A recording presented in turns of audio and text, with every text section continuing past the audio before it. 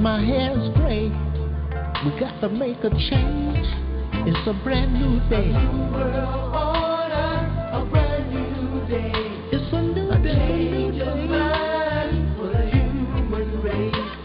It's A new world order, a brand new day. A change of mind for the human race. Operation in flux, and it's on the way. We just marched 1 million plus the other day. Look, we all witnessed the sweat rolling down Miss Liberty's head. She knows the sleeping giant's no longer sleeping dead. Oh, what a fulfillment of prophecy. Let us teach the children freedom's never been free. It's okay to cry, go ahead and cry. 'Cause Jesus wept, but hope and faith be kept. It's a new day. World order, a brand new day. It's a A new change day. of mind for the human race. It's A a new new world day. order, a brand new day. It's A a change of new day. mind for the human race. The die has been cast, and there's no need to fear. 'Cause people, the answer to your prayers are here. Sister Mary, don't you weep. Tell mother not to moan. We need the love, and daddy's coming home. There's no need to worry. The times dictate a plan. Mother Earth's giving birth to a brand new man. Sister, I know you're misunderstood, but hold on to your man. 'Cause the future looks good. It's a new day. A new world order, a brand new day. It's a A new change day. of mind for the human race. A new world order, a brand new day. A It's a change new of day. mind for the human race. Beware of the lies and false prophecy. We are many with eyes, but don't all really see. You must be merciful, my friend, to obtain the same. So if you break the chain, don't pass the blame. We should say unto all, and I'll say it again, it's not just to win. Shake a hand, make a friend. We who are pure at heart somehow might see there's still light in the world. Come rejoice with me. It's a new day. A new world order, a brand new day.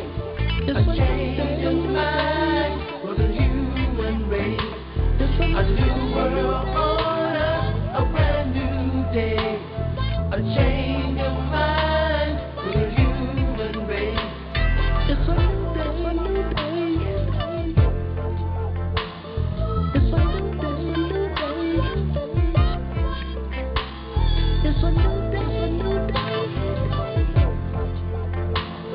It's a new day. It's a new day.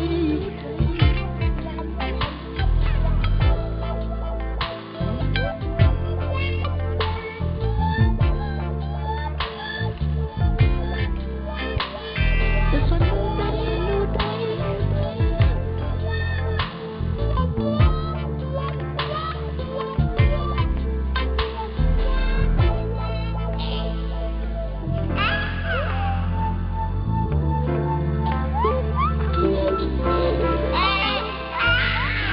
It's a new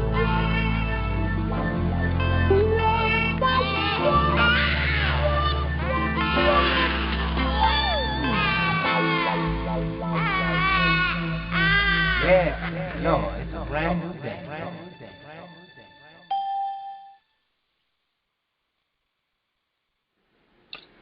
Yes, Lord. It's a brand new day. All right. I hope everybody is enjoying their Sunday, because I am definitely enjoying mine. And I appreciate everybody taking the time to spend some time with me and Coach T. I'm hoping that, again, we'll be blessed with Coach T's presence he's been real busy handling his business on the financial side of the spectrum. And so I can understand, why he's been absent, because of the fact that you have to, in order to win it, you got to be in it, and you do. And with the financial aspects of our show, it's very intense, and it's strictly participation. Just like anything else, what you put out is what you're going to get out. And Coach T is the type of person that's going to put out 100%. And so that's why he's been unavailable these particular weeks, because just the aspects of the business that he's involved in. But I'm always grateful for him taking the time to give us a report as to what's available to us on the financial tip, just as I am as equally willing and able to convey to the audience available on the political or the statehood tip. Each or both of those areas are very important. And the funny thing about it is that both those areas require a shift in our paradigm. And so it's only fitting that I do a show based on paradigm shifting. And in order to have a paradigm shift is related to the new knowledge that you obtain in order to make that shift. Now, I'd like to do something very special tonight, because I'm going to showcase a gentleman, a real good friend of mine, who happens to be from Jersey, but I didn't know him when I lived in Jersey. But he's a very good friend of mine, and I come to understand and love his story and how he was able to make paradigm shifts all throughout his life.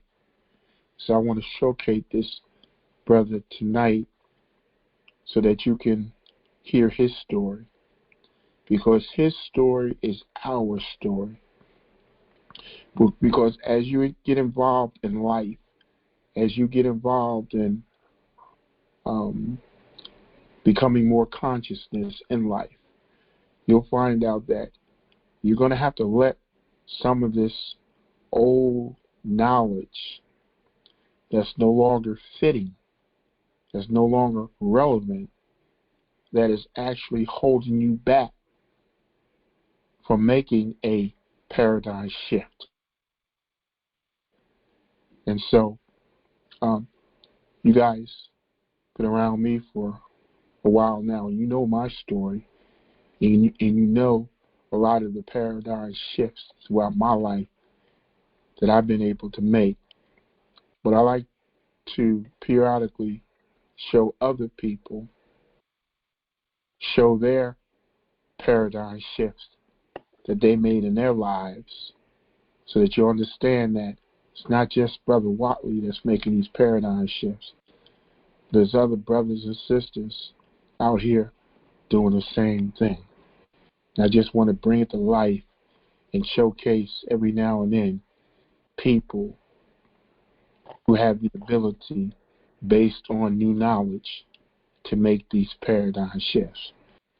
But before I showcase this brother, I want to showcase some of the news, some of the messages that he's been able to bring to the people. So let me go ahead and get started. And again, I appreciate each and every for taking the time, spending some time with Coach T.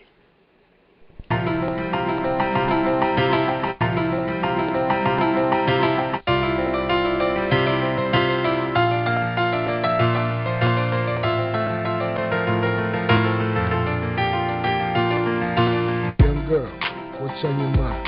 What's on your mind? Sleeping with some boy so he can like you better? You don't want to Young girl, what's on your mind? Is it gathering with your girlfriends, saying some boy is fine? Young girl, what's on your mind? Is it making sure you buy clothing that shows off your behind? Young girl, what's on your mind? Is it having 3 baby daddies, 1 in a grave, 2 doing time, which leave you with 3 babies on a welfare line? Young girl, what's on your mind? Is it drinking, smoking weed, and blacking miles to have a good time? Young girl, what's on your mind? Is it doing your best in school, staying away from knucklehead dudes, and being with girls who think like you do? Young girl, what's on your mind? Is it knowing that what's inside of you is better than what you see, not letting anyone tell you what you can and cannot be? Young girl, what's on your mind? Is it being proud of yourself because you don't follow the crowd with their cursing and rudeness and being all loud? Young girl, what's on your mind? Is it cooking, cleaning, sewing, and enhancing your mind? Young girl, what's on your mind? Is it loving yourself and respecting others and preparing yourself to become a wife and a mother? Young girl, what's on your mind? Do your thing, young girl. Stand up.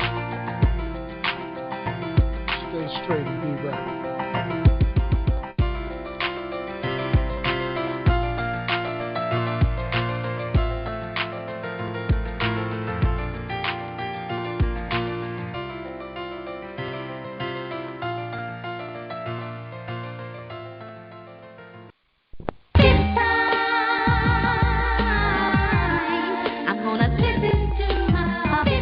This is for anyone who has lost a loved one. I'm gonna tip into my big time.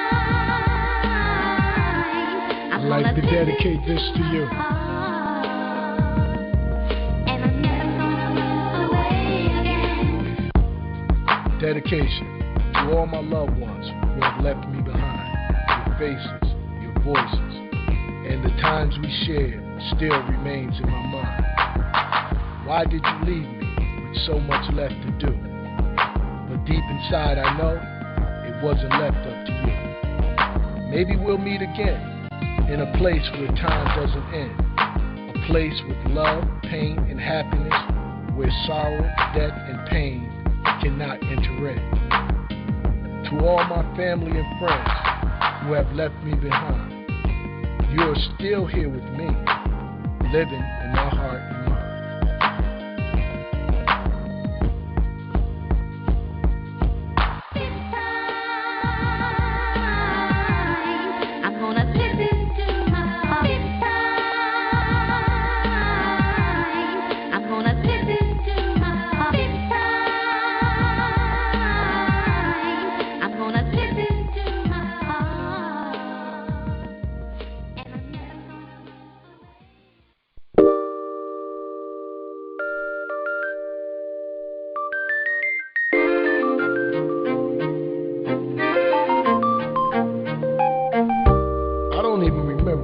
First time we met, you know, she has been around for quite some time. She was there when I opened my eyes and took my first breath. She heard my first cries and saw me take my first step. She was with me on my first day of school. As I got older, she got tougher. The older I got, the tougher she got. There were times when I felt she was too tough for me to deal with. Just too tough. And there were other times when I would try to get away from her, but wherever I went, she was always right there. So many have left her, whether they wanted to or not. But I'm still here, dealing with her, thick and thin, doing the best that I can. Sometimes she has me smiling when I really want to cry. Other times, things are fine between she and I. Yet, she is unpredictable. Because when everything seems to be going good, she comes right back, sometimes with something equally as bad. Some days she has me so confused, I don't know what to say or do. Because we have been through so much together. I've grown extremely attached to her, to a point that I love her and don't want to let her go. Although I know the time will come when I have to leave her behind, it's funny that after all she's taken me through, the pain, the joy, the tears, the fears, the highs, the lows, and so much more, I still love her with all my heart and will love her until the day we depart. Life, no doubt, life, that's who she is. I love her.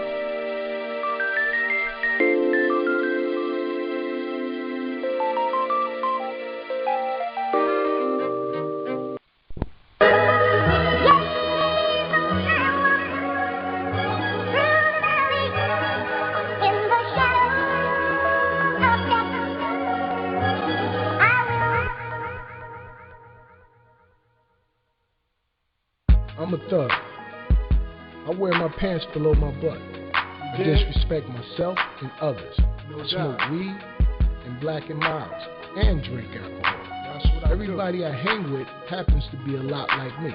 I guess that's why I hang with them. I like being a thug, because I get to do what I want to. My mother gets on my nerve, telling me I need an education. But what she doesn't realize is my education comes from the streets. That's right. Since I was younger, I wanted to be like the guys from my hood who called themselves thugs. Maybe because they were the ones who showed me more attention.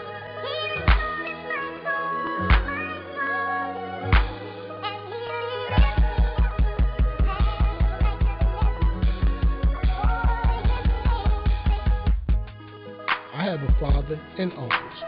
They're either working or doing their own thing. It seems they never have the time for me.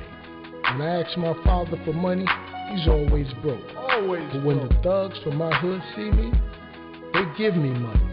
So when I have a problem on the street, I go to them instead of my father, because they protect me and give me money. They are my family. We are brothers. So when my brothers come to me and say they got beef, I'm more than happy to handle it. They have been there for me. Now it's time for me to be there for them. It's time.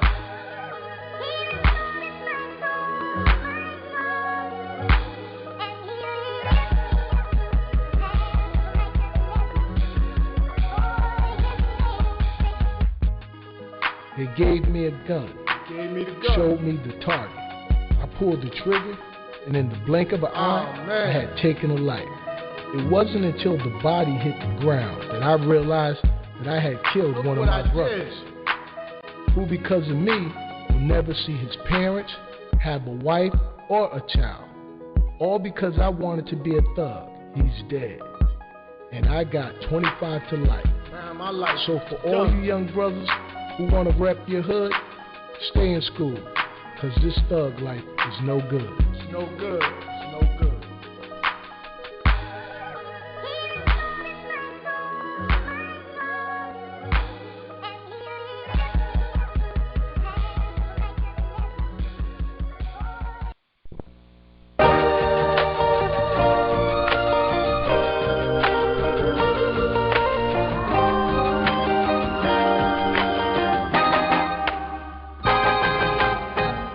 What can we do about the death of our youth? The drug slinging, gang banging, sirens ringing.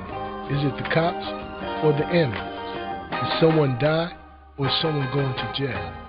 This seems to be the fate of where we live.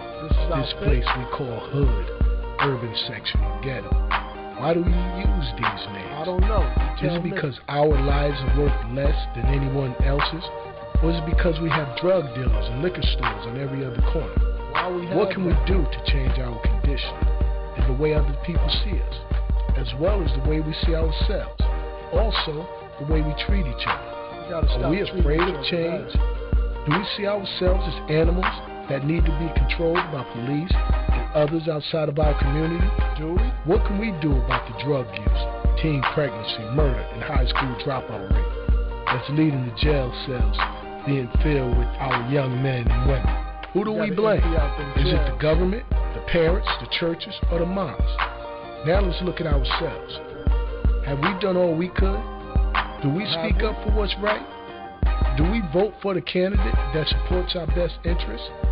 Do we choose a mate based on our similarities and outlooks on life? Do we talk to our children about our triumphs and struggles? Do we hug them and tell them we love them every day? Do we attend a place of worship to learn how to serve and please God? If you do these 7 things, then you already know what to do. If you do any less than the 7 things that were mentioned, then what we can do must start with you. We'll start with who? We'll start with you and me.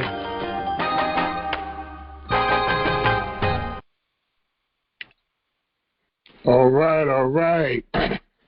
Again, I wanted to play those songs, those messages, to give you a little taste of the brother that I'm getting ready to bring on here. And I'd like to ask Brother Leon. Brother Leon, are you on the line? Yeah, I'm here, brother. Hey, how you doing, brother? I'm good. And yourself?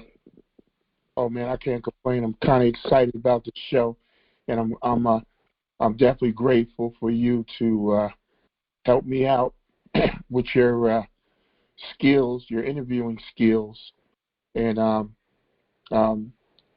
just for the audience out here, here's another brother that has made some tremendous paradigm shifts in his life, and one day I want to interview him, and he'll have a chance to tell his story, because it's a story that needs to be told also.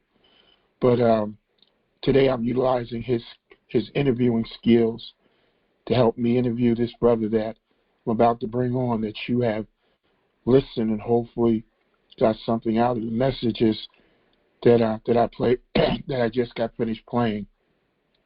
So without further ado, Brother Leon, I'll let you do your thing, brother. You got the floor. Thank you, brother. And I want to say I'm honored every time you ask me to come up to do an interview. Sometimes I don't look at myself like other people view me. You know, I just think that I'm just natural like anybody else. And I want to say grand rising to everybody that's come on the line, that's going to be listening today, or that has been listening and that will continue to listen to the message and this interview. Brother Sadiq, are you there? Yes. You hear me? Yeah, I can hear you. Okay.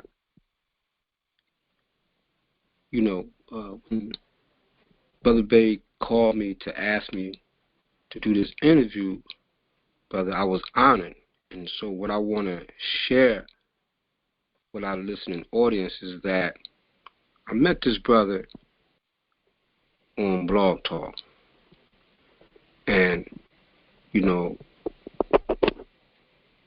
I had Sister LaToya tell me that when she listens to me talk, she hears Brother Sadiq.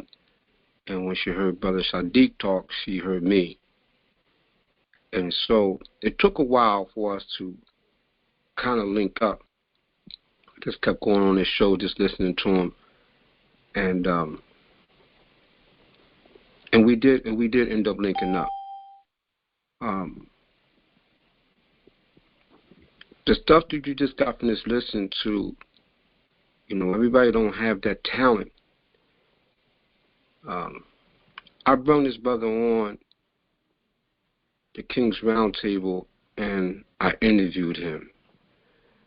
When I went on his show, when he was on Blog Talk, he said something that was really pronounced to me, so I asked him what that meant. I brought him on my show, and I asked him what that meant.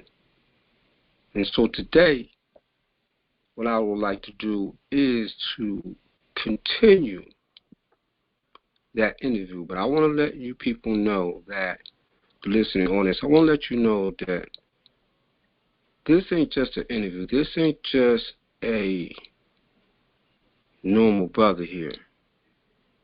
He has a lot of talents that when he starts speaking and talking that he don't be sharing.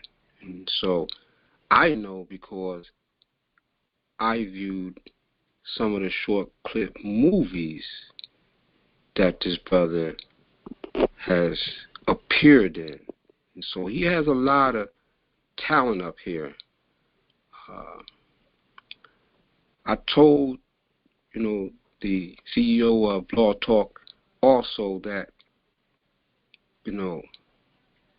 that he had a lot of talent that he was sitting on, and he should be doing these movies that Sadiq starred in, that played in. Very powerful short clip movies, very powerful, very messable. And so when I brought Sadiq on the King's Roundtable, it wasn't even supposed to be me interviewing Sadiq, but it turned into that. And so I just went with it. Today, we're going to continue that interview. I was talking to this brother, and on his show on Blog Talk, he said that he wanted to take the word black and make it good again.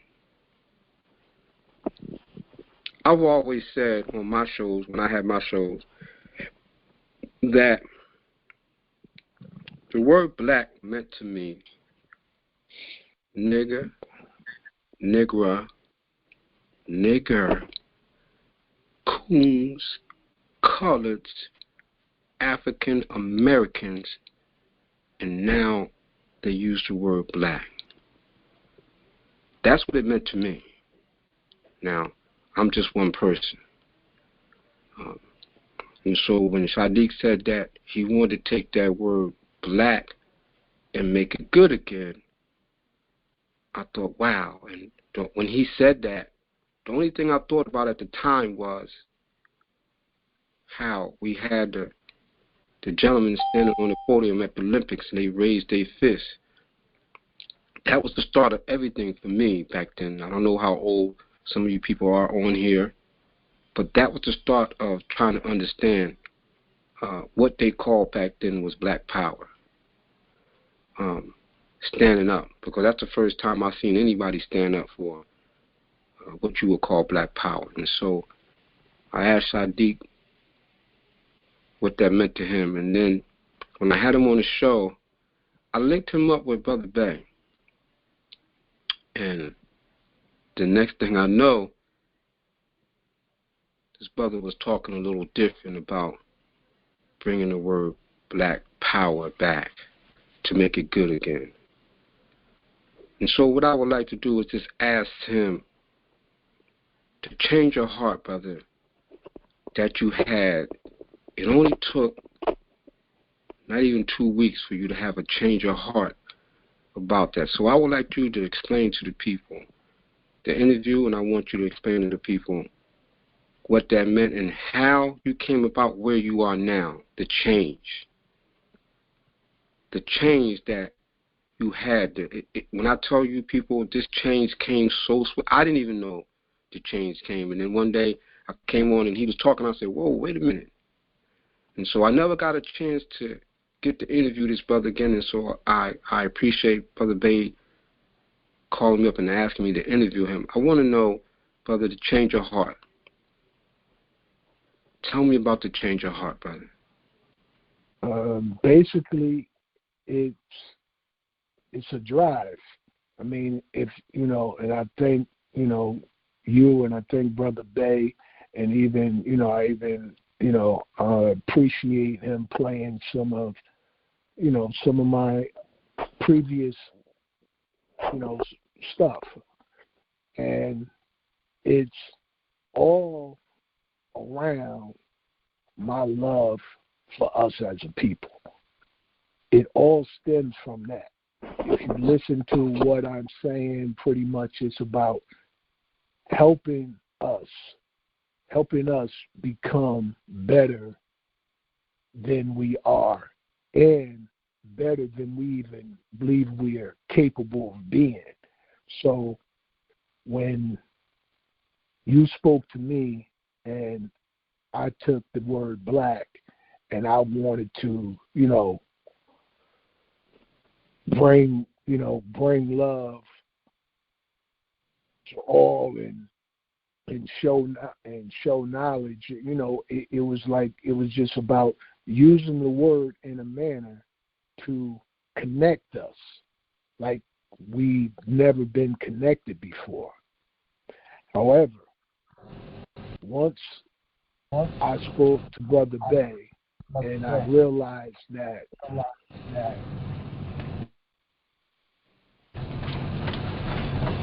the word black was being used against us. It was being used to hold us back.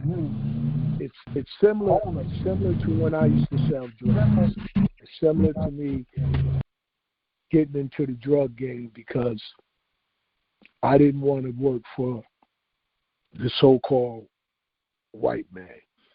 So I got into the drugs and, you know, selling the drugs. Then the crack era came out. And once the crack era came out, I realized that I was being used to further somebody else's agenda. You know, I already had refused to sell heroin because I already saw where that would go. I already knew where the dope would go, but the crack was something new. I didn't know the devastation that it would cause for me to make the money that I was making. And so it was similar to that. So now me looking at black in the same manner as a tool that was given to us to be utilized in a manner that we cling to it. We cling to it emotionally.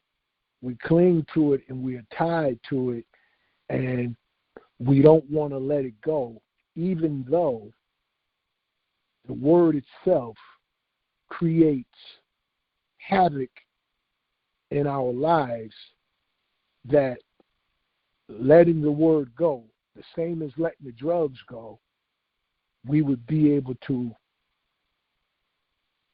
regain who we are. We will be able to reinvent ourselves to a better stage of consciousness. The black is tied to no law. It doesn't represent anything. It's like we don't exist in the land of the law. And it's the same as like being a criminal selling the drugs. So it put me to that mindset when Brother Bay said, you know, I want you to consider this, and you know that, you know, the word black is not who we are. It's not even a nationality. There's no land tied to it. There's no anything tied to it except being connected with descendants of slaves. And when you connect us to descendants of slaves, it even gets us in another way, because what it does is say, okay, we were brought from Africa, meaning that we weren't here first.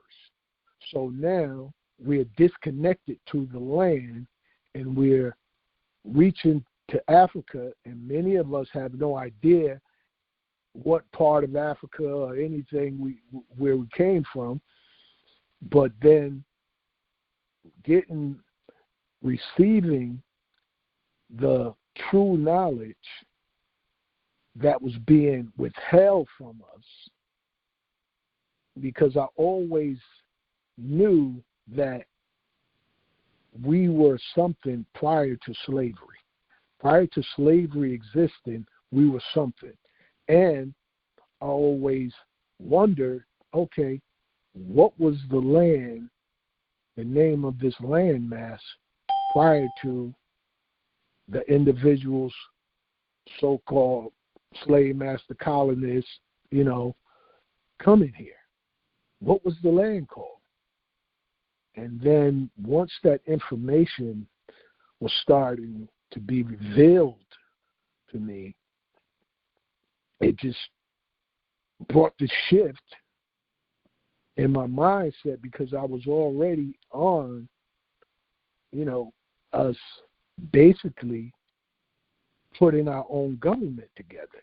Because as many times as we've tried throughout centuries, at least in many of our lifetime, just knowing about the civil rights, the struggle, knowing about how people get murdered, and then knowing about us as a people, how come we are the only people who are fighting, begging, pleading, marching to get treated equally?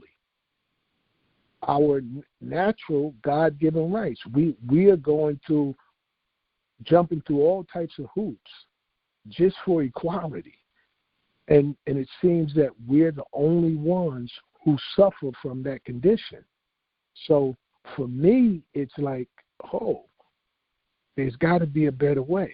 There's got to be another answer that can put us in a situation where we can be equal with these individuals, where we can say, look, these are our laws, these are your laws.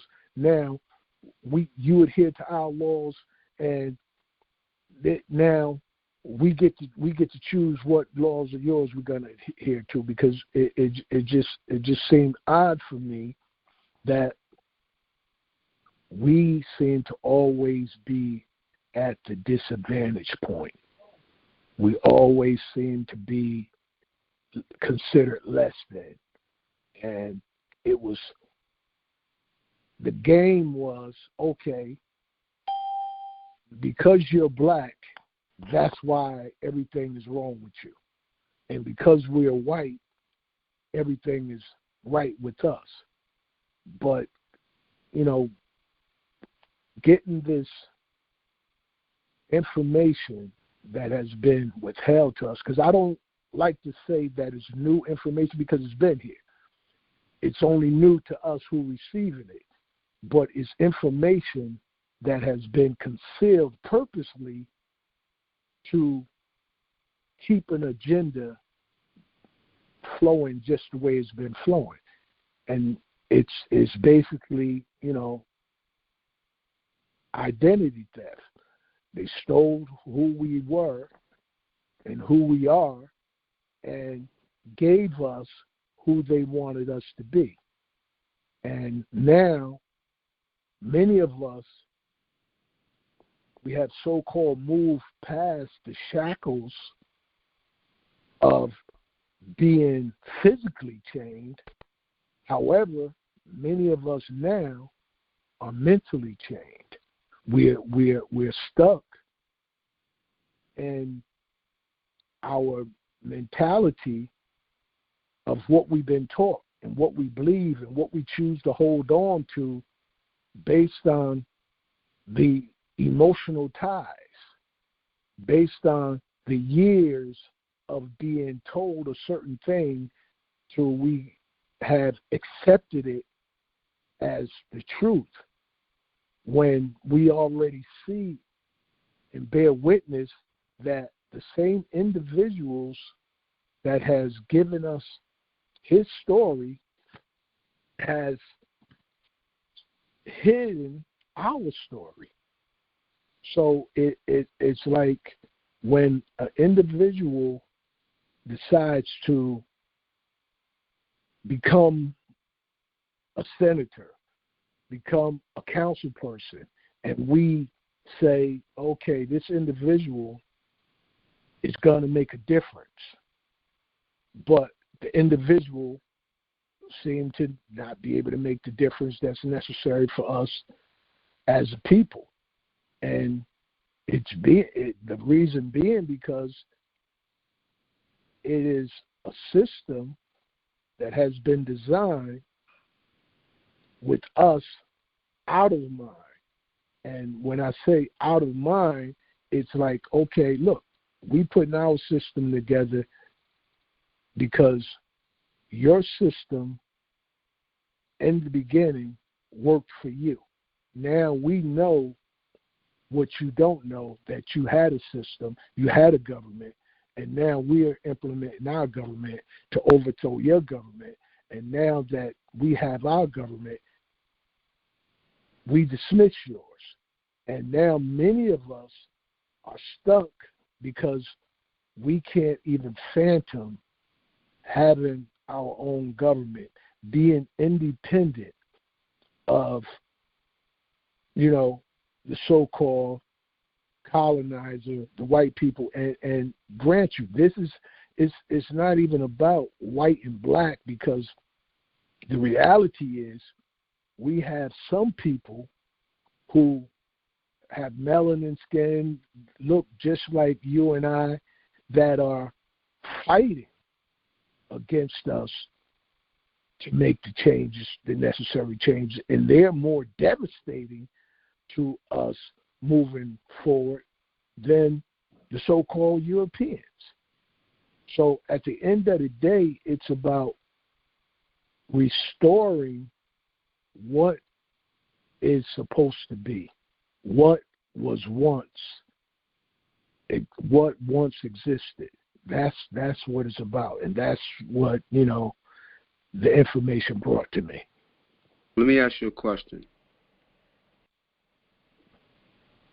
In the beginning, back when you came up on the show, and I know we got a couple listening audience because I heard the beings coming. They came in kind of late. This is an interview with Brother Sadiq. That came from Law Talk, and we were discussing the word black. Anybody that's used to listening to me up here or Blog Talk always heard me use the word melanated. I never would use the word black. I would use the word melanated because of what the word meant to me. Let me ask you a question, brother. When I told you what that word black meant to me, what did you think?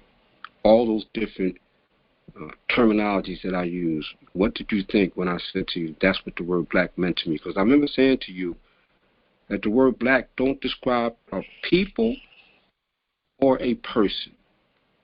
What did you think when I said that to you, when I said all those different misnomers that they have called us throughout these years? What did you think when I said that to you?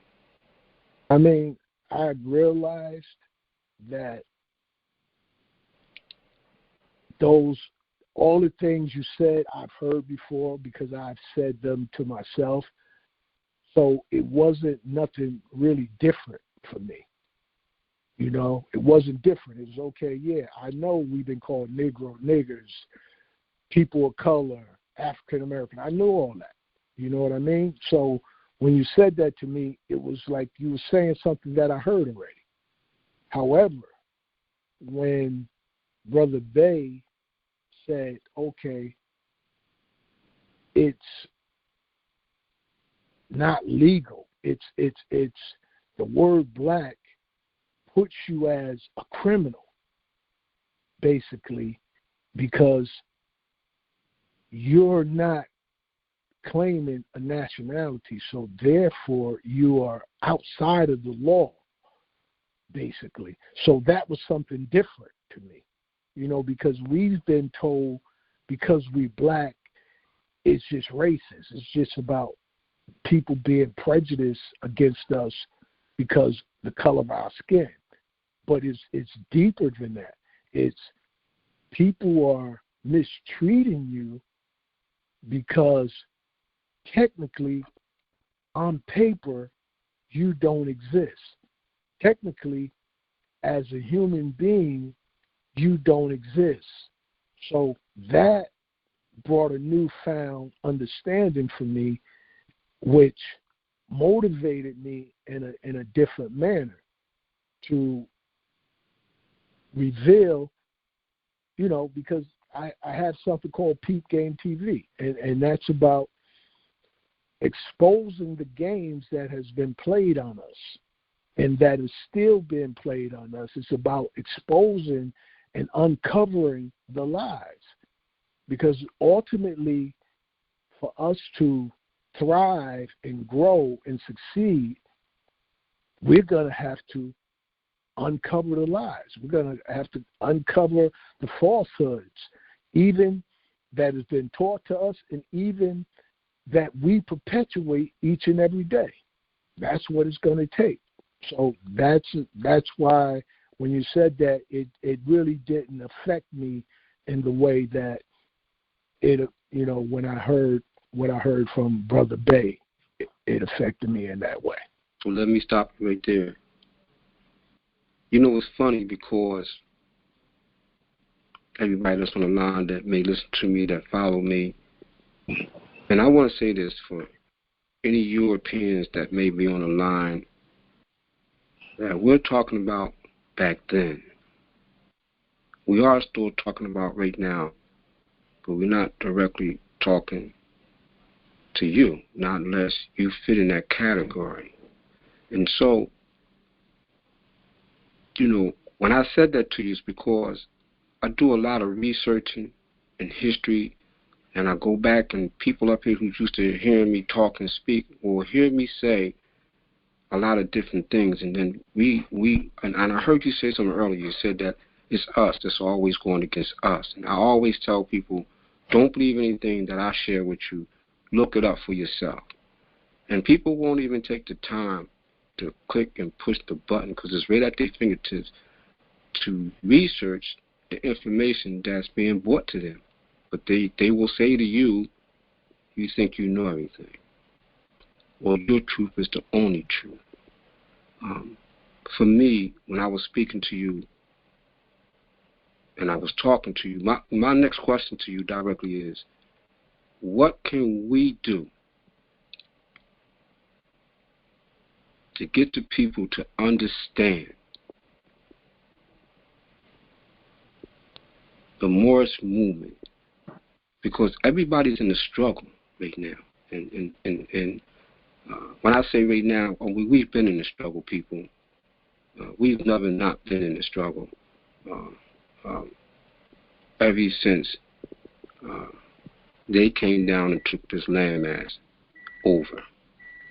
It's been a struggle ever since then because for them, we was okay. We was all right. My question to you is, what can we do to try to help change some of our people's mindset into the agreement that was broken?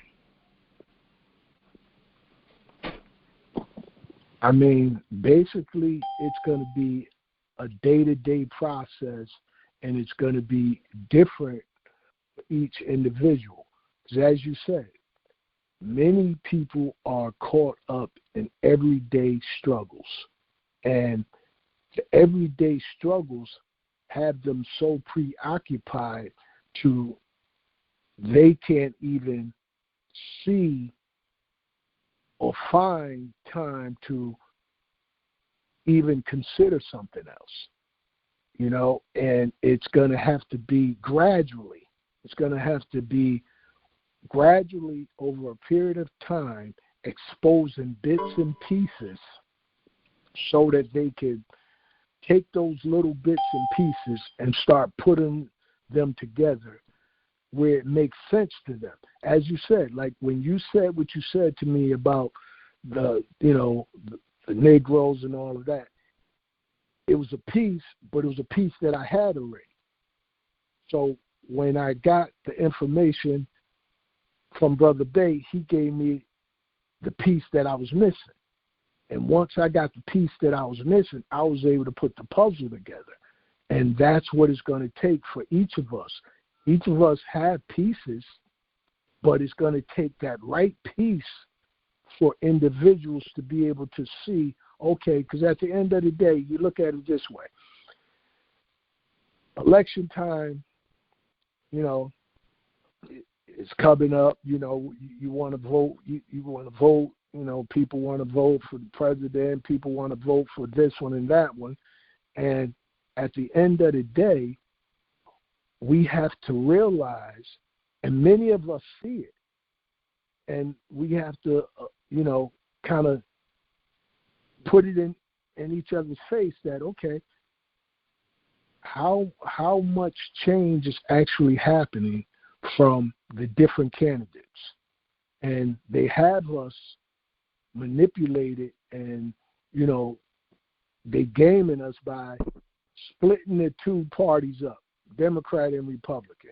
Now you have people fighting amongst themselves trying to say, oh, the Democrat is messing up or the Republican is messing up, when really it's one team. It's the same team. So at the end of the day, they win either way. And until we realize that we have to put together our own team, because you have many individuals who can tell you basketball, football, baseball. They can tell you all the stats on any player. So a person that can do that is clever enough that they can put legislation together. However, they got to realize, but they have to be given the right piece of the puzzle to realize that, okay, me knowing all this about these basketball players and everything, it's not benefiting my people. And they have to have the desire to love beyond themselves. Like my love for us as a whole, I love me some we and I love me some us. And most times it's not about me. It's about us. So when we all can get to that point, or as many of us as possible, then we can make that change. Then we can be able to do what it is that we need to do as a whole to free ourselves. Freedom is what? We got to free our dome. We got to free the way that we see things, the way that we think about things. We got to be free of that. We got to restructure that. But it starts a day-to-day process. It starts with little things, as you heard me saying with the young girls. The young girls got to change the way that they're acting. We have individuals who are being held in high esteem that are pushing us back culturally.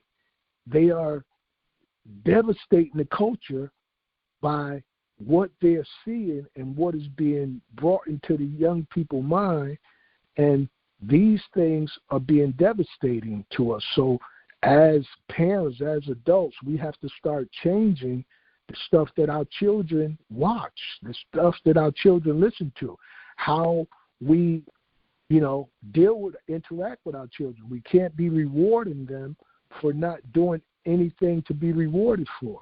It's a number of different things that's going to have to take place simultaneously, while those of us who are still working on statehood still works on it. Let me ask you a question. Would you agree that we need to know our history, our melanated history, and his story, and now I want to add to that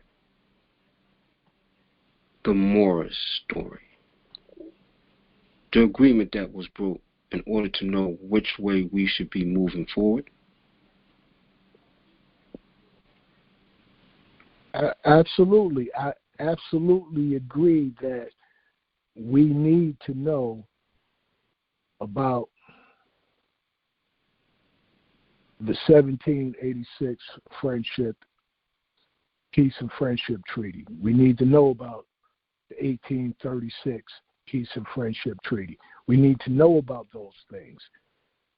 We need to be able to get people interested by giving them bits and pieces. As you said, everybody's not going to study, because it's the same as everybody don't go to college. So everybody's not going to study. However, there are some people who going to study. But there are other people who, if you give them enough information, they will act on it. But you have to figure out what information to give them and how to give them that information. It's very rare that you're going to find an individual that's going to read each one of those treaties that I mentioned from beginning to end. But if we give them a piece of that treaty and let them digest that. Please, whoever just came in the room, please put yourself on mute. Go ahead, brother. Continue. Yeah, and let them start digesting that. See, first of all, many of us, when we do research, we're doing research from African American and from Black. So already we're limited to what we're gonna pull up when we go to African American and Black. It's a limitation how far that goes back. Now, when you start dealing with, Moxon and Moors and names of that, then it start taking you back further. The Moxon people. When you start looking at that, okay, now we're getting somewhere. But that's for our scholarly individuals. That's for our individuals who don't mind taking time out of their day to learn more about themselves. And we have to get many of us, interested in ourselves, because they got us so discombobulated and distracted on an everyday basis. It's difficult to give healthy information to individuals. This is one of the reasons that I choose to do what I call Make It Through Monday, Wellness Wednesday, and Fatherly Friday, to give tidbits to individuals just to start working on character. We are so caught up in our outside to where most of us are empty inside. And now we have to start replenishing the inside and not be so concerned about the outside. And that goes with us as individuals and us as trying to fix a system that we're wasting time with when we can be repairing our own system. The landmass in which you are a part of, that you put them on notice? Absolutely. The landmass, yes. Yes. From where I'm from, yeah, we do have Skiroo. We are a Moorish state. However, in order to go central, to build a central government, we have to think about, okay, let's talk about history. You mentioned history. Okay, there was 13 colonies. So let us at least get 13 states so we can do central government. I mean, it ultimately takes us to get the states so that we can make the moves that we need to make for us as a whole. I want you to go back. That's what it's ultimately going to take. I want you to go back, because you just mentioned something that was very important that the people need to understand and hold on to when you talked about the 13 colonies. And you said that we need to at least get 13 of them. And so can you explain just to the people a little bit about the 13 colonies and how that came about and why we need to do that? Well, the 13 colonies was the beginning of how they put America together, how they came to be what they are today by putting together the 13 colonies and reaching out to the Sultan of Morocco, Saudi Muhammad, and getting him to sign off that they were a state. And after giving giving recognition, giving notice to Britain that they no longer wanted to be under their jurisdiction. So they've done it, and that's what we have to do now. And it's mind-boggling to some of us because, as you said, some of us don't know that history. And a lot of us do, but we forgot about it because we didn't think it was relevant at the time.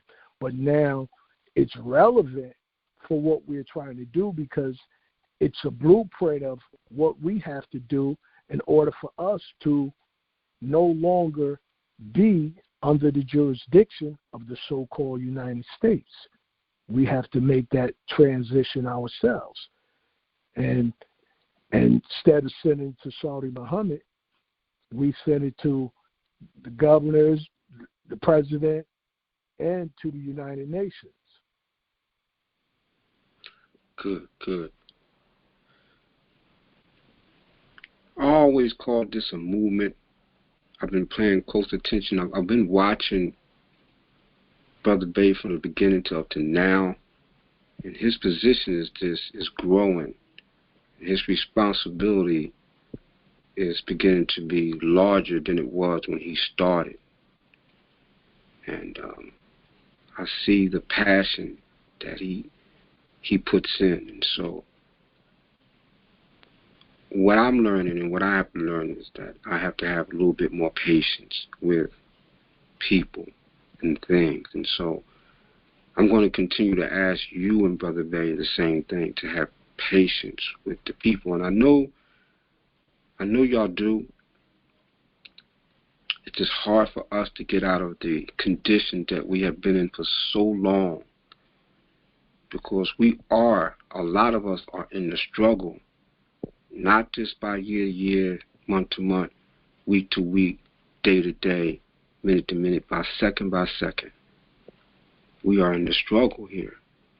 And people don't even have the patience or the know-how to begin to do the research to find out this, that, or the third.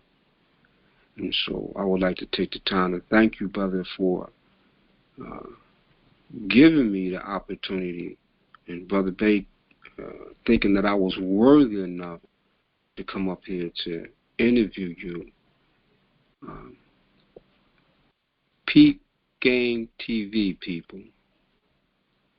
This brother has moved on from Blog Talk, and even though we're over here on Grown Folks Talk and Express Yourself, I still go to Blog Talk because that's where we came from.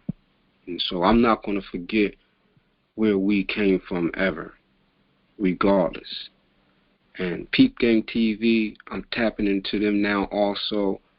I watched this brother go live twice so far. And I'm telling you, hopefully when I grow up, brother, I can be just like you, found behind you and on your shoulders, just keep doing the work that you're doing, brother. I appreciate that, and I'm honored, just to hear those words come out of your mouth, brother. It's and what you were saying about patience, you're absolutely right. We have to be more patient with each other, and this, for me, I don't really like to personally call what we're doing a movement, because when you label it, I think calling it a movement belittles it to some degree, because we've had a bunch of movements, and this is more or less cultural, our culture. So straighten me out. Culture it's a cultural venture. It's because this is about changing our lifestyle. Okay, so movements. Instead of me calling it a movement, what should I call it? Yeah, I'd say, a cultural journey. cultural journey. This is a cultural journey because it's going to have to be, we're going to be on a journey to reestablish our culture, to reestablish our lifestyle, to reestablish who we are and who we're going to be coming from who we were.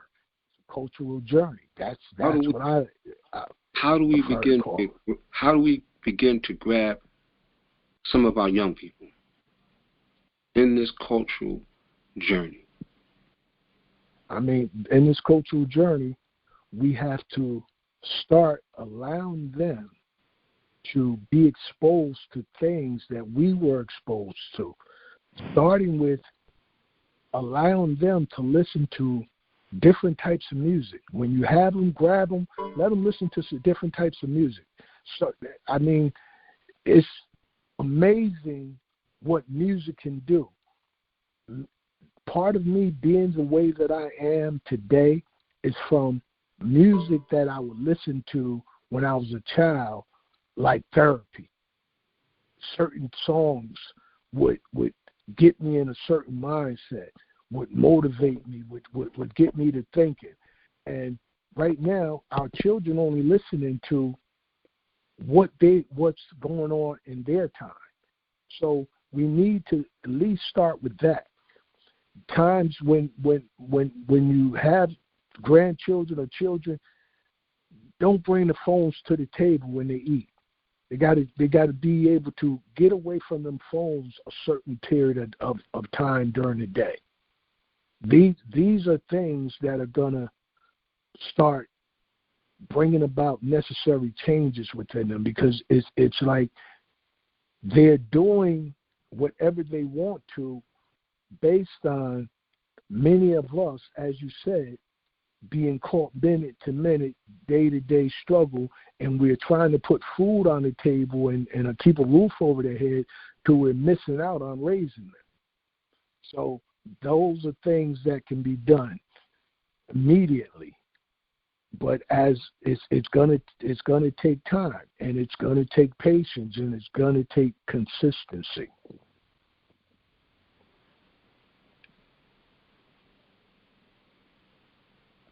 I just keep going back to those 13 colonies and them having to have permission to come here. And some of that still goes on. When people have to come here, they have to come here on a visa, whether it's a working visa or just a visiting visa. And it comes about through a lottery that they get picked to come here on either one of those visas. The difference is they didn't take that pen and change things. We ended up in the state that we are now. Well, it really, go ahead. What it was, it wasn't. It gave them permission to stay here, and it gave them conditions in which they were able to stay here. That's the reality. That's why it was peace and friendship. It was supposed to be commerce. We were supposed to coexist. We were supposed to be able to work amongst each other, work together. That's what it was supposed to be. However, it turned into something where they usurped us, where they overpowered us and took control and dominated us and demolished our government and demolished our identity. And that's the real problem. That's the real slavery. That's what really caused the slavery, because once you are not sovereign, once you have to abide by somebody else's laws and somebody else's way of life, you're a slave. We are the only people who are abiding by other people's laws and way of life. We are the only ones. No one else is doing that. Chinese are not doing that. Japanese are not doing that. Russians are not doing that. Filipinos are not doing that. We are the only ones. Why? Because we don't know who we are. We're saying we're African American. we're saying we're Moorish American. We're not reclaiming the name that's on the contract. And that's the important part, because we already have a contract with the United States of America, and that treaty is the contract that we have to abide by, and so do they. And they knew, and they still know, and many of us didn't know. So that's how we remain slaves, and that's how we remain being in the position that we're in, because we've been fighting to change their government instead of restoring our own government. I'm 62 years old, my brother. I want to know, and I know this is a wide-range question, so I know when I ask this question, what people will say. So let me take that thought out of your heads right now. I know that I could get off this phone and drop to the floor and never get up. I know that. I know the next second to go by I can drop and not get up. Most High is the one who's in charge. I want to know, though, I'm 62 years old. Will I see this change? Will I still be here to see this change? To see the lifestyle changes that y'all have brought to bring them up on charges? Will I still be around to see that? I mean, me, I'm an optimistic person. I've made it throughout my life being optimistic, being able to not accept conditions as they are and be able to push through to make them as I believe they should be. So me, personally, I would say, yeah, you will see some of it. You will see some of it. I don't know how much you want to see, but I believe, personally, you will get to see the changes being made. I personally believe that, because Go ahead. It's in motion. It's in motion as we speak. It's just a matter of getting, as I said, a few more states on board, and then getting the right-minded people, because everybody who are Moors don't necessarily have the Moors' interests at heart. And it's unfortunate, but it's true, because what happened to us never would have happened to us if they didn't have help from Moors. Right, that's right. Let me ask you another question.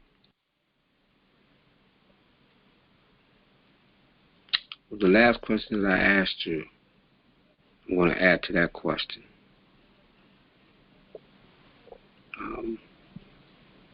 I asked you would I still be around to see that happen. Do you believe that they're going to give back any of the landmass that they took that didn't belong to them without a war?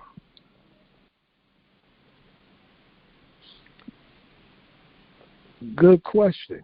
Right now, based on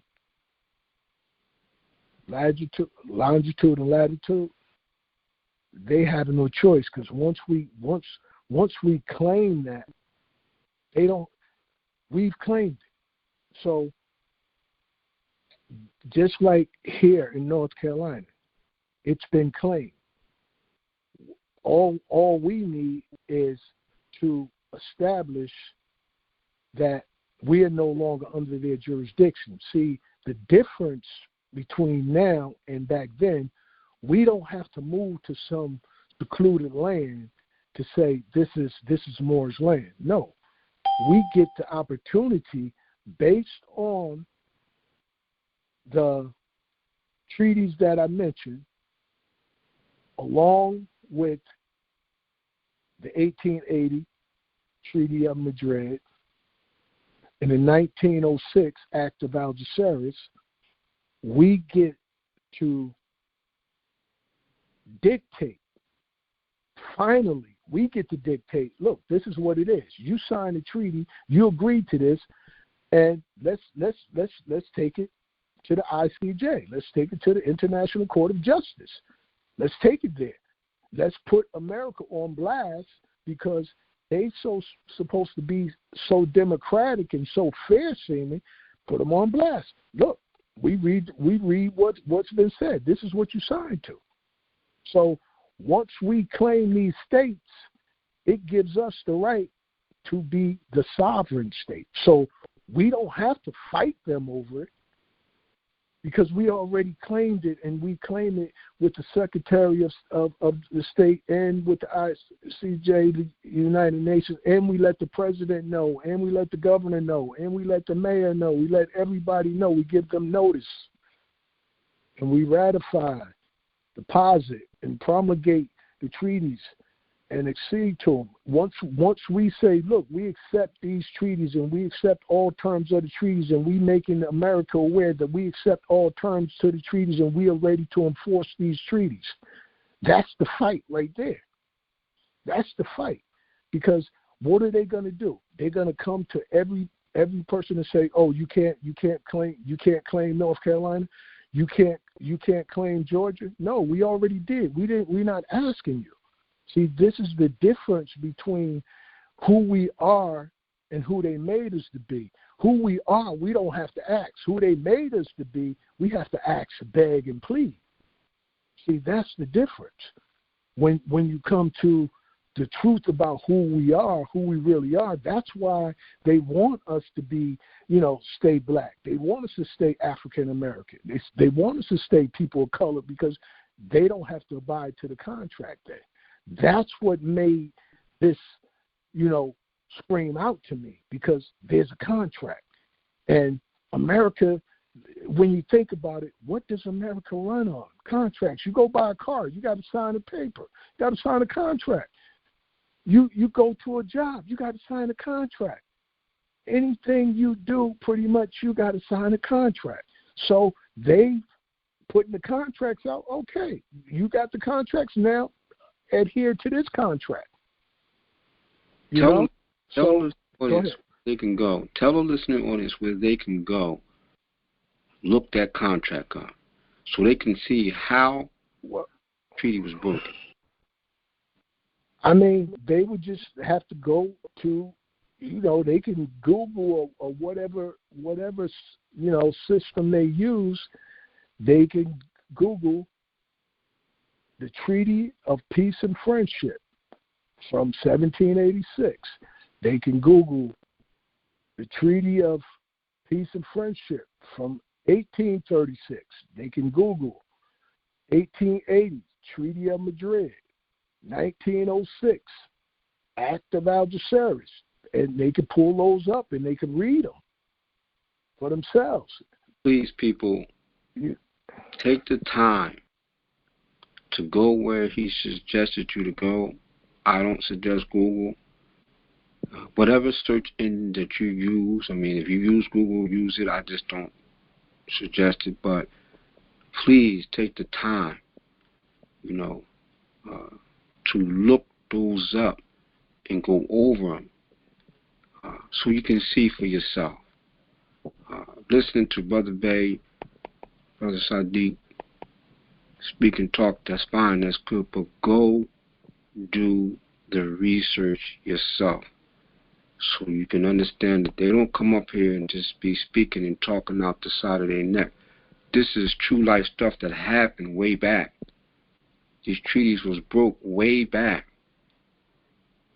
with a stroke of a pen. And there's a seat that we hold that's empty, that we hardly don't talk about because there's so much other stuff to talk about. And so do the research yourself, brother. Do this research yourself, people that's on the line, because it is mind-blowing. When Brother Bay pulled me in and started telling me, how I do. I start going hard and start researching myself. I was like, wow, And it almost fit into what I was researching as far as history is concerned. I just never came across that struck my interest to make me stay focused in on that because of how I became by starting to research, because I was studying the Bible and it was too many conflicting stories and no one would give me answers. And so I had to get out of that, and that's when I started studying history. And so, brother, it's a pleasure, man, always talking with you. And I want to say this again outright. Latoya connected us, and I want to thank that sister if she's on the line listening, and if she's not, it's okay. I just want to thank her for definitely connecting us. And I'm glad, brother, that I connected you to Brother Bay, because this is getting powerful. Every time I hear you speak, him, I'm so used to hearing him speak and talk. I hear him in my daggone sleep when I close my eyes. And so, but to hear you speak and talk and y'all join forces, it's amazing to me. It's powerful to me. I hope I'm still around to see this in its entirety. Permission to speak. There you go, Brother Bay. I was going to ask for you, brother. I was going to say, Brother Bay, can you step in? Yeah.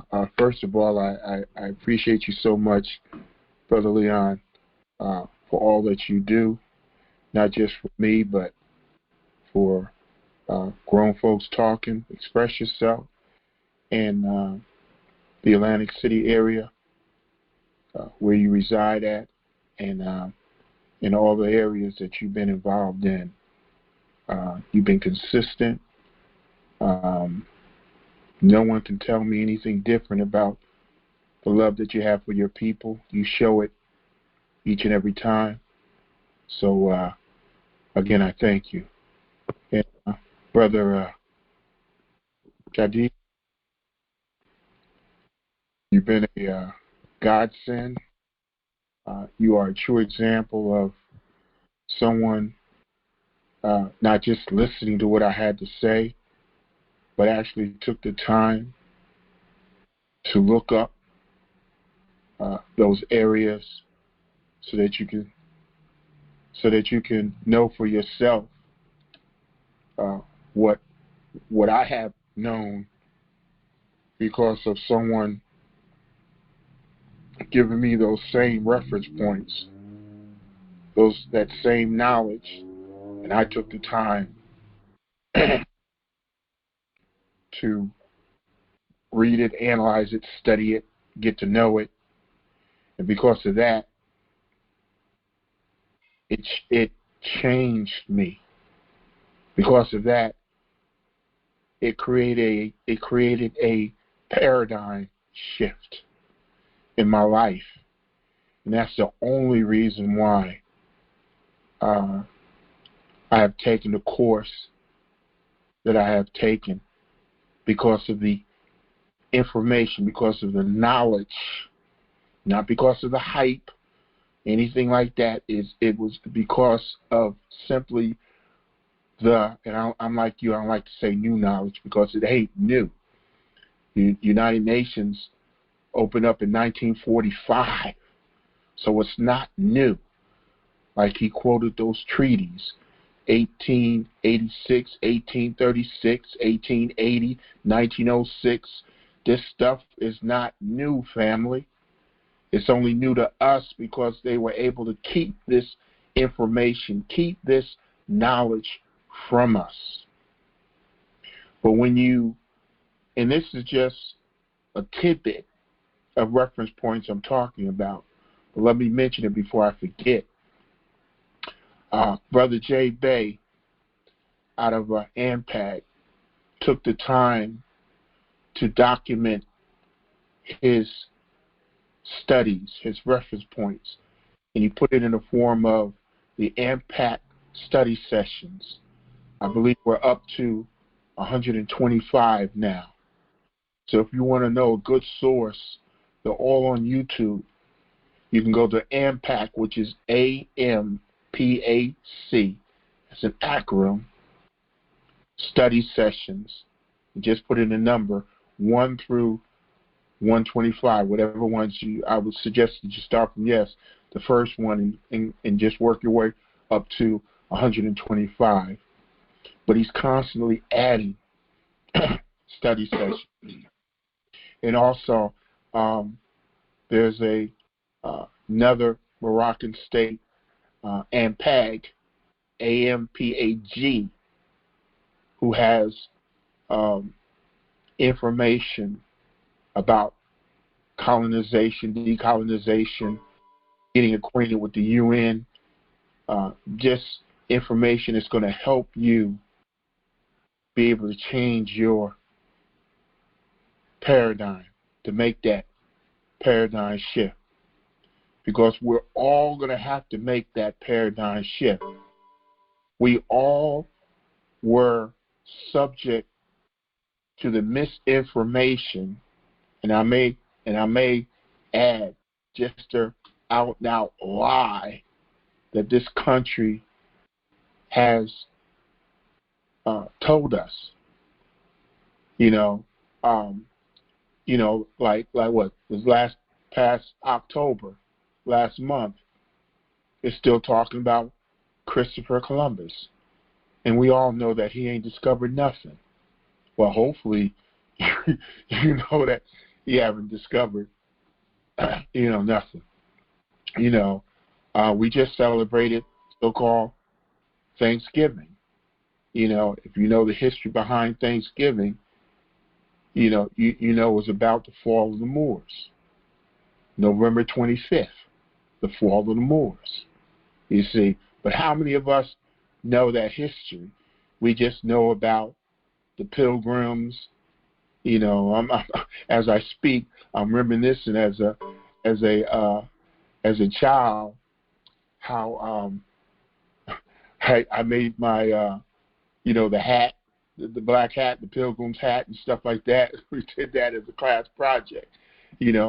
So they have really indoctrinated us from when we were small to up until now. So it's no reason why, it's no surprise that a lot of us have a hard time making that shift in the paradigm, because they have created this paradigm so tough and for so long, from day one, when we were, just babies, all the way up to now, depending on how old you are, that's psychological conditioning. That's mental conditioning.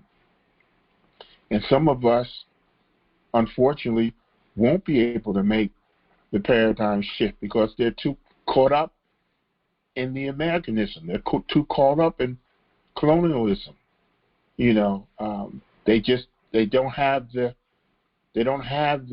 energy. They don't have what it takes to make the paradigm shift that everybody has to be able to make. And so when I hear people like Brother Leon and Brother Shadi, who have a history of making paradigm shifts, I try to give you a little information by way of the videos that I played earlier with Brother Shadi, giving you an idea of the transition that he made from the streets of Patterson, New Jersey, up until now, where he's residing currently in North Carolina, which is a Moroccan state. So it wasn't. He was already making paradigm shifts in his life, and so it was just a matter of time that I brought this information to him, since he was already experiencing different paradigm shifts already. Same thing with Brother Leon. All throughout his life, he's been experiencing shifts in his paradigm. And so, but on the same token, there's people that have never experienced or have experienced very little paradigm shift because they're stuck in their ways. And this is This is the battle that we're up against, family. It's strictly mental. It's strictly psychological. It's strictly a mind game now.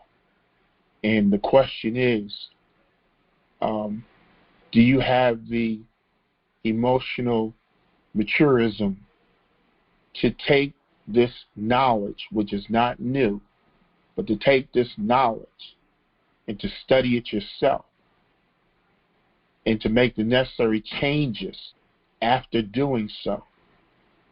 Or have what they have done to you, and I understand because it was done to me and everybody that's on this line, but I get on my hands and knees and thank God every day that He has given me the ability to overcome those conditioning ways that was put on me day one. You know, I thank God that I'm able to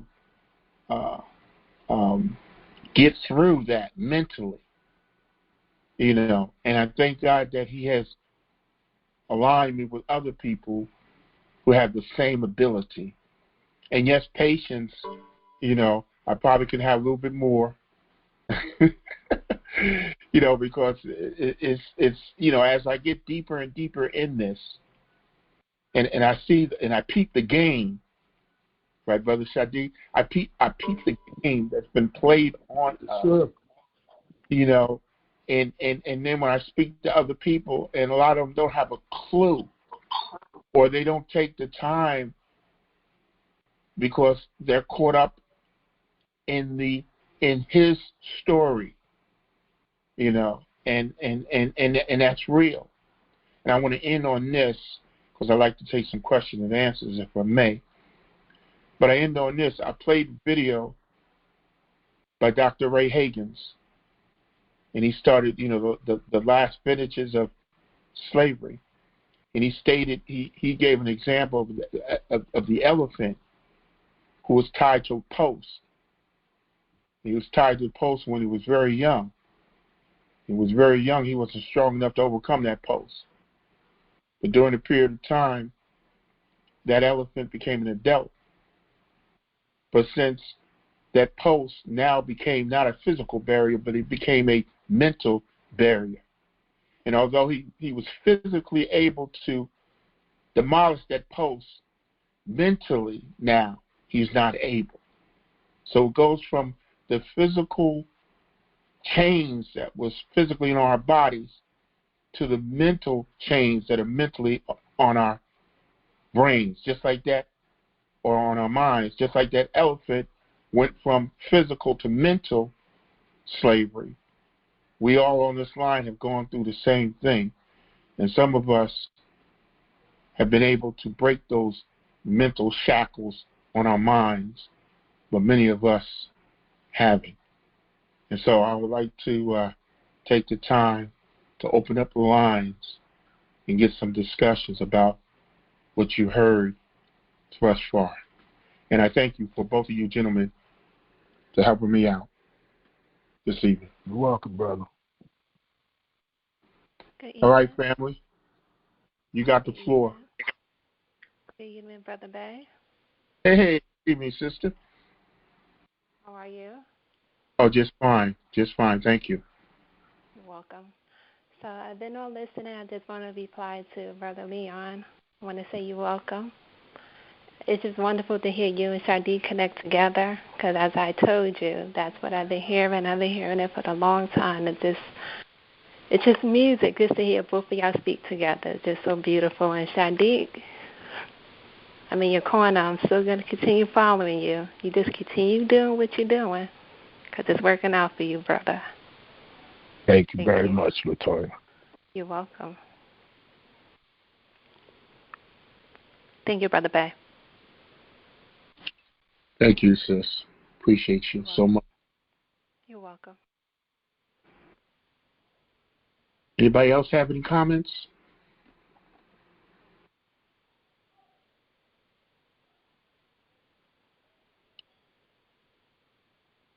You know, this is a very sensitive subject because it has no boundaries. You know, it goes to your religion, it goes to your political persuasion, it goes to your educational institutions, social. You know, what United States of America has done, it left no stone unturned. Nothing's sacred. So you have to ask yourself, or you have to qualify everything, because they used everything to get us to be in the predicament, or to get us to be in the mindset that we're in today.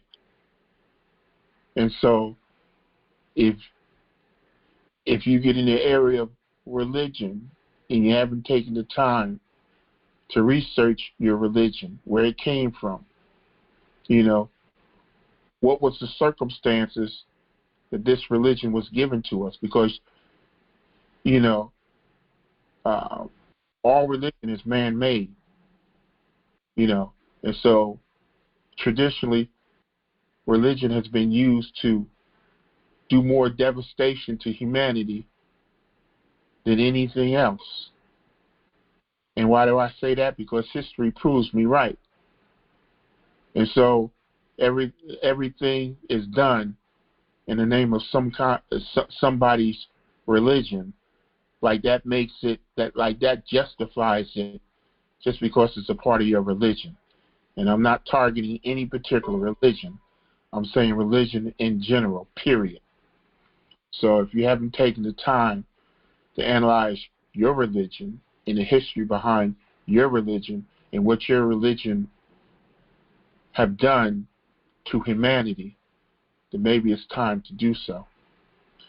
And that goes for the different schools of thoughts, because there's many different schools of thoughts that I have studied. Again, that's part of the paradigm shift that you make. That's why I'm not sacred to anything, because I took the time to analyze everything. And so I'm not in favor of anything because of the fact that how man has used it to destroy man. And so and that's across the board. That's across the board. Unfortunately, that's what man does. And so it's up to us, who are the parents of humanity, who are the people who gave humanity to the world.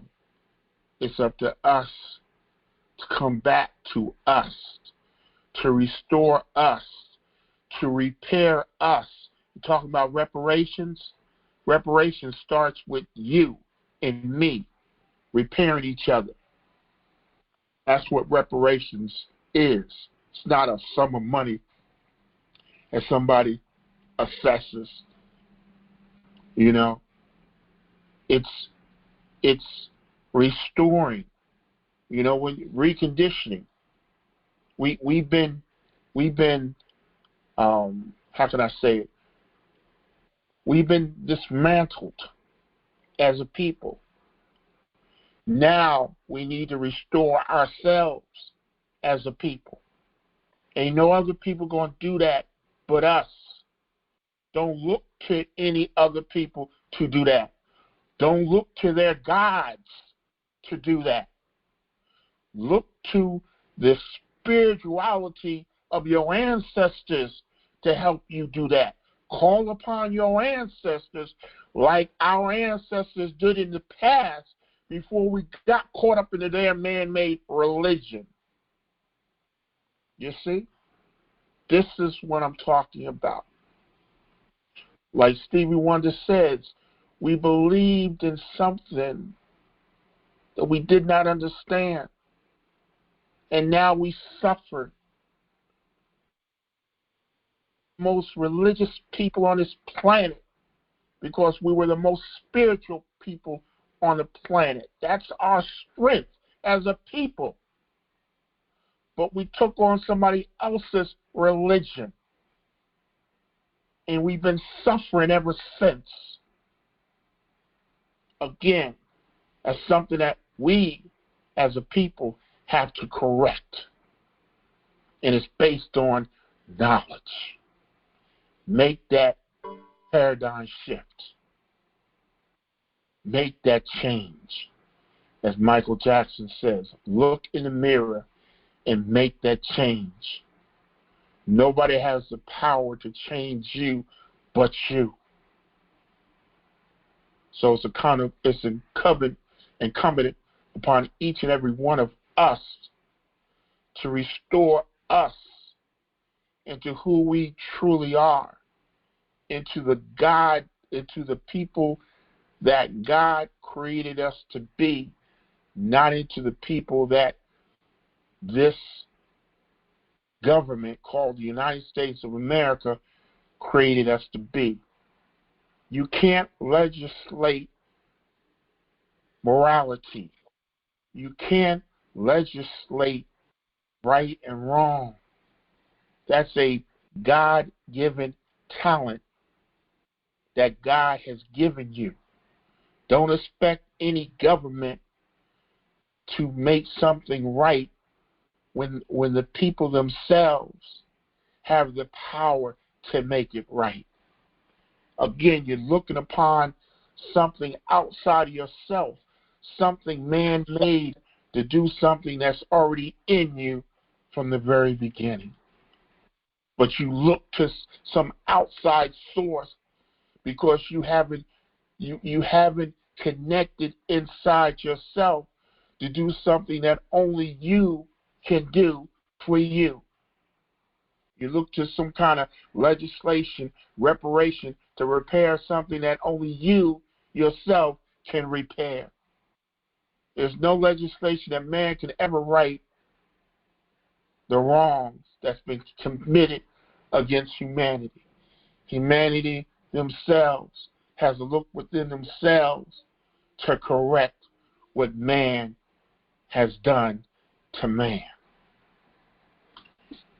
We're coming across that hour to end. Again, I'm opening up the lines for the few minutes we have left for anyone that may want to comment on anything that we have said thus far.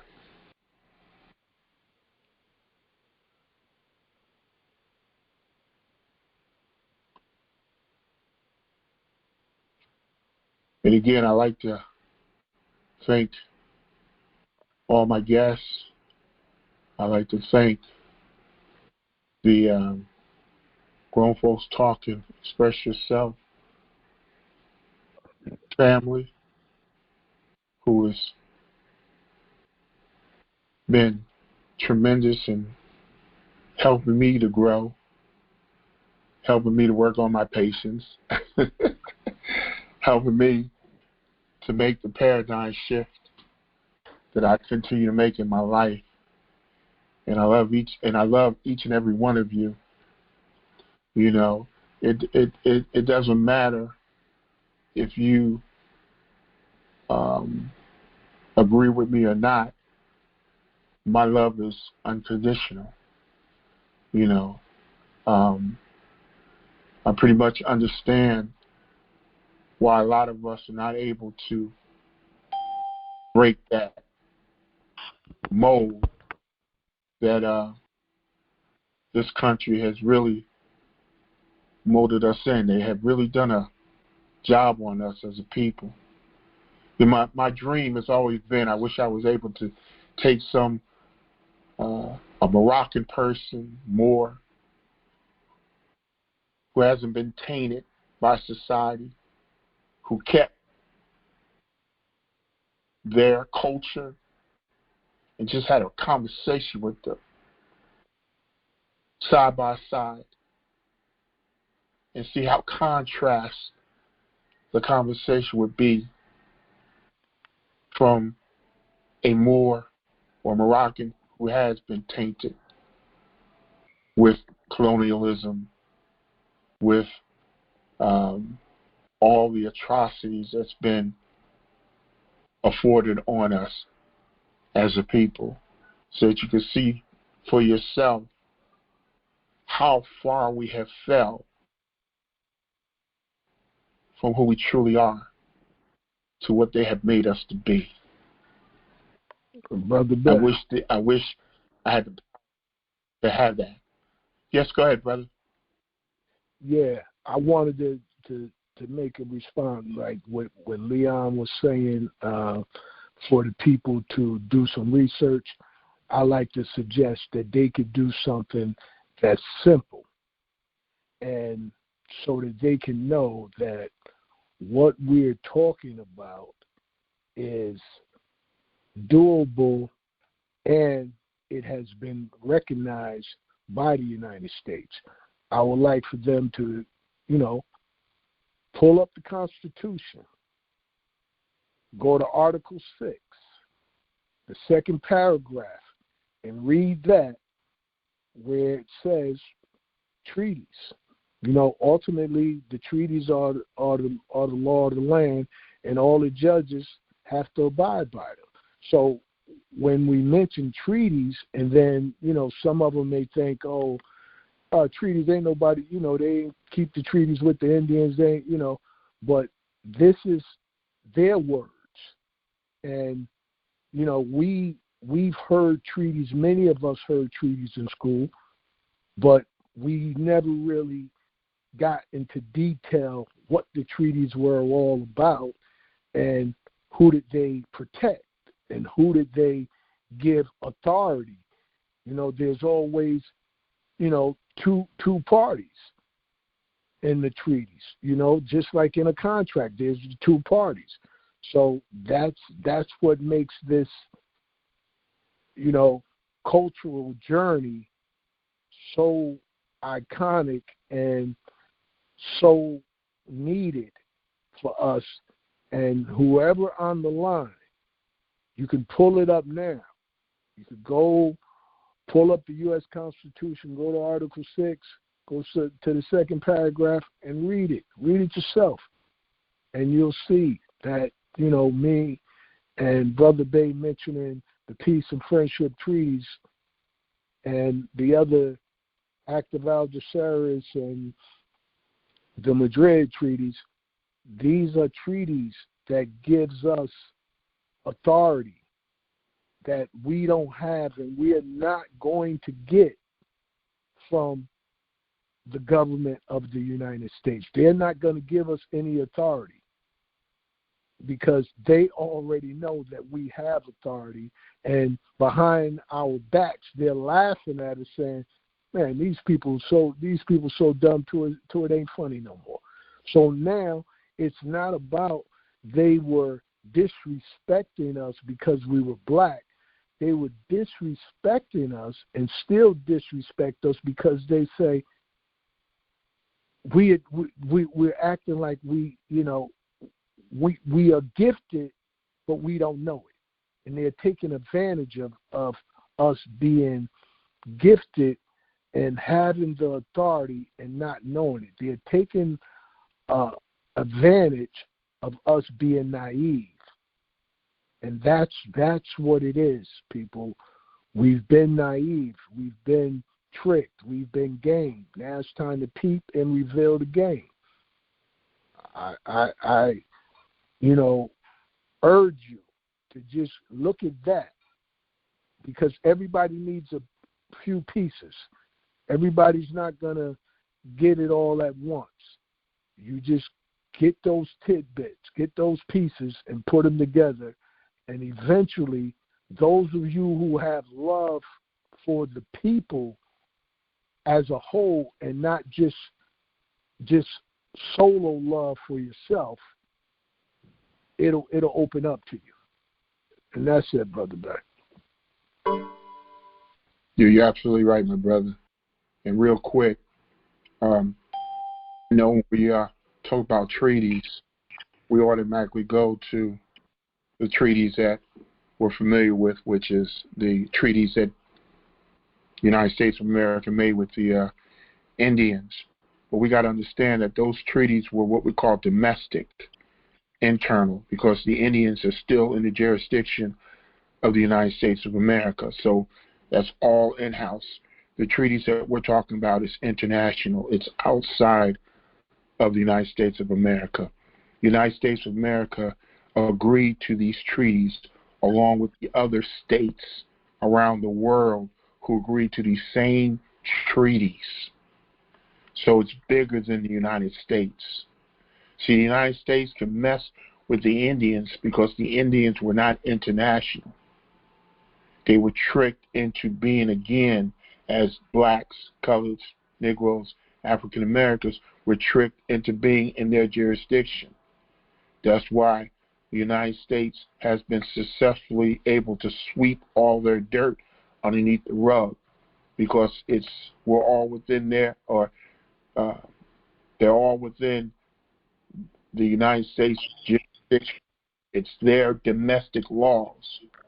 That's why we have to go beyond their domestic laws into now international laws, where we're now working upon the international stage, where the United States of America cannot sweep their dirt underneath the rug no more, because it's outside. The rug has gotten a lot bigger, and they don't own the rug no more. So I just wanted to share with you the difference between the you may be familiar with the Indians, which is domestic, versus the treaties that we're talking about, which is not domestic, it's international. Big difference. Big difference. And so I encourage each and every one of you to study, because it's within the knowledge that you obtain, the knowledge to you that you obtain, that's going to enable you to make a paradigm shift. The only way that you can make that paradigm shift in your reality is to bring to your reality new knowledge. If you keep on holding on to the same knowledge that you have always hold on to, or knowledge that pertains to the United States internally, which is all created to keep you in the same status that you're in right now, where all you can do now is march, and so forth like that, whereas the new knowledge, we're not marching anymore. We're not protesting anymore. We're demanding that they respect and obey the international treaties, which is an agreement that they sign, that this is what we will abide by. And I'll end on this. And the only reason why they are as arrogant as they are, and they are as arrogant as they are, and arrogant is the best word I could say, is because they have us being somebody that we're not, and that somebody is not in the contract. And as long as contract law states this, both parties have to stand up and represent themselves. Blacks, Negroes, colors, African Americans is not in the treaty. It's not in the contract. And as long as they can get you to keep on calling yourself that, to keep on being that as your identity, it excludes you from the contract, which means that we're not being represented in that contract, holds the United States of America accountable to the terms that are in those contracts. That's contract law 101, people. 101. We can no longer stay naive. We can no longer stay ignorant. I'm sorry, Brother Leon. We can no longer stay not knowledgeable about law and history, about treaties and international law. And I thank you for allowing me to take the time to express myself on matters that are very important to our ability to make the paradigm shift needed to restore us to the people that God created us to be. And I love you guys, and there's nothing that you can do about it. And I look forward to spending some more time with you next Sunday. Peace. Thank you.